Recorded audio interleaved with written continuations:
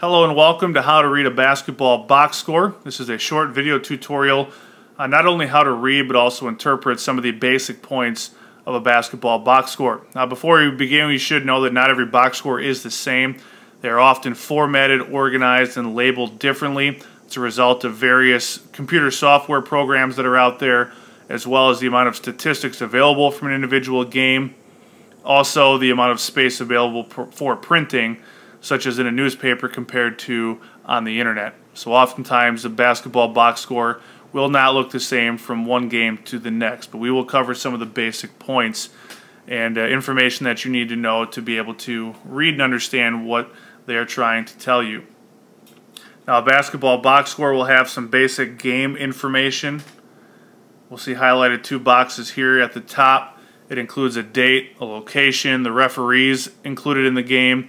The length of the game and time is off to the right, as well as the attendance. In the bottom box, you will see the score breakdown by team, by quarter, and then the final score. Again, you'll find these in almost all basketball box scores. Oftentimes, they are flip-flopped where the score is near the top, and at the bottom, you'll find the referees, the length of the game, and the attendance.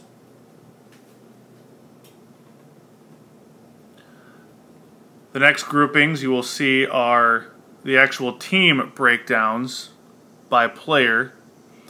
The visiting team is always on the top, the home team always on the bottom. The box score we are using today is from the final game, Game 6 of the 2015 NBA Finals, where the Warriors beat the Cavaliers to clinch their second championship. So the Cavaliers were the home team. They are listed second at the bottom. Now we'll focus on the Golden State Warriors here. You'll see that they list every player available on the roster. The first 5 players make up the starting lineup. That is standard to every box score.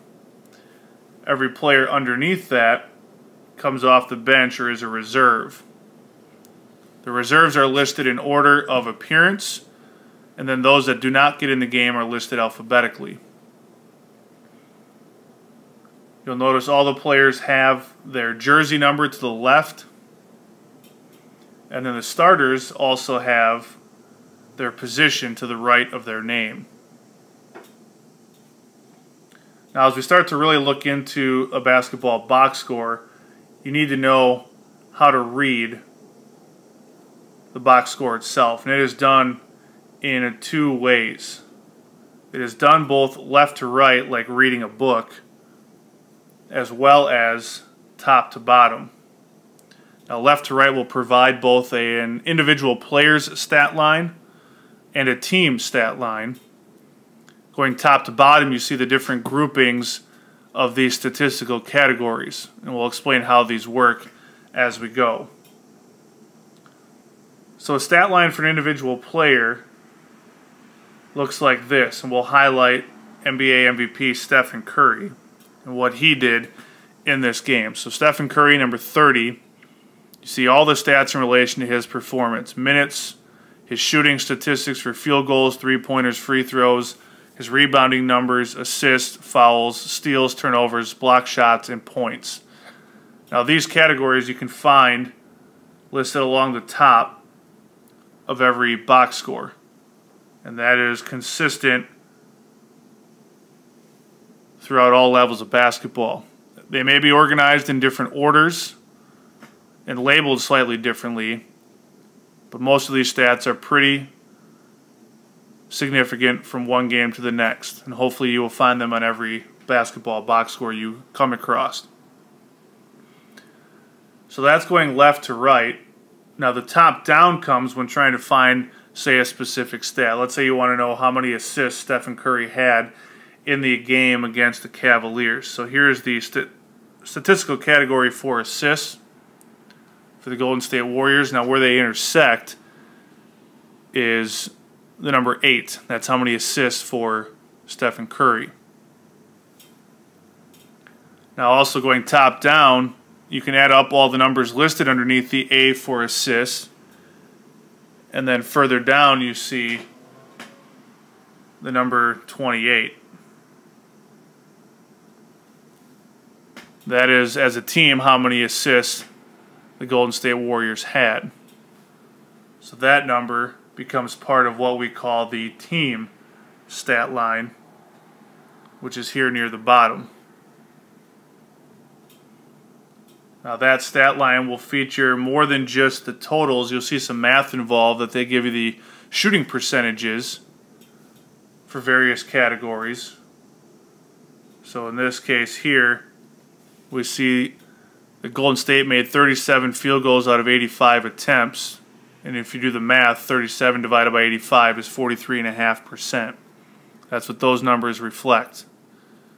And you can tell what they are, again, by going top down. Those are part of the field goal categories.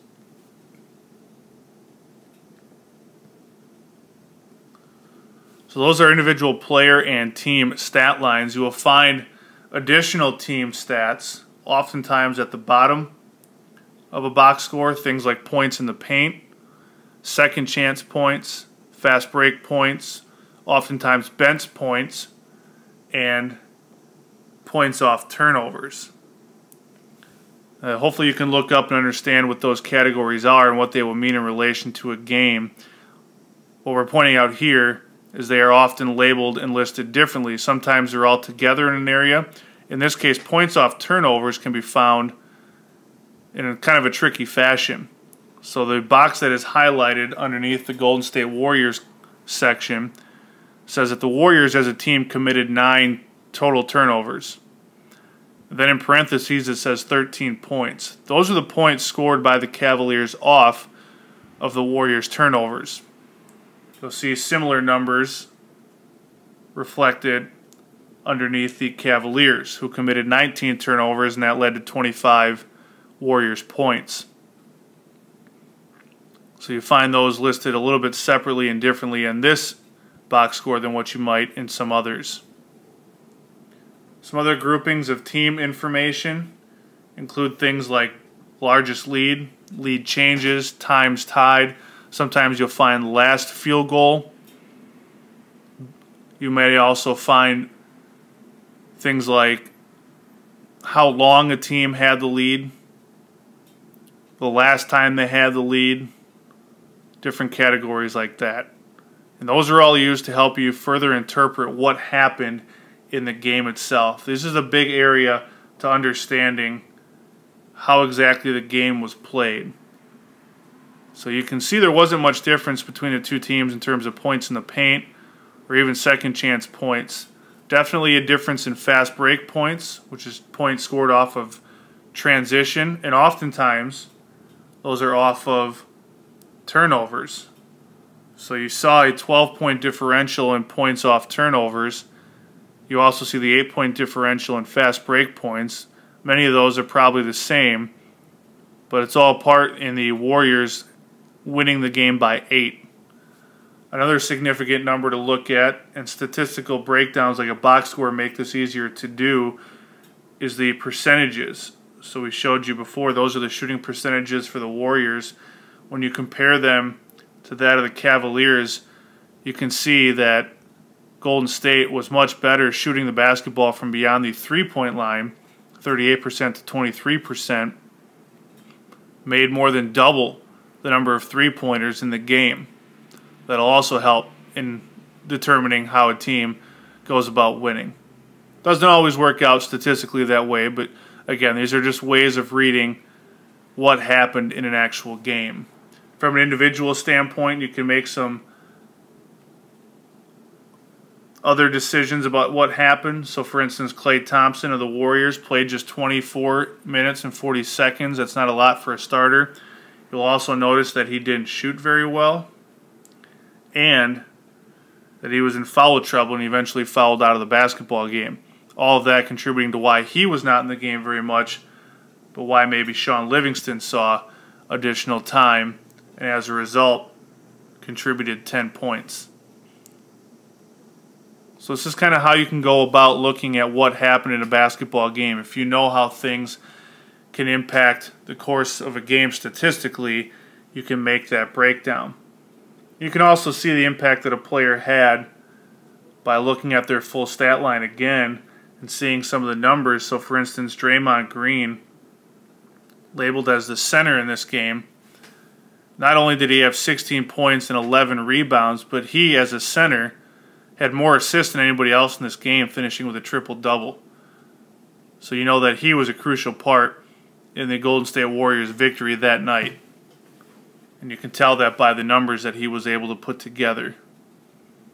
So hopefully all of this makes you and helps you understand the game of basketball better and what you will find in a box score. Box scores are a great way to not only follow the game of basketball but favorite players and teams, especially considering there are so many games out there you can't watch them all. But if you want to find out more and learn more, if you can find the box score of the game, which the internet helps greatly in doing so, this is a great way to follow and find out what is happening at all levels of basketball.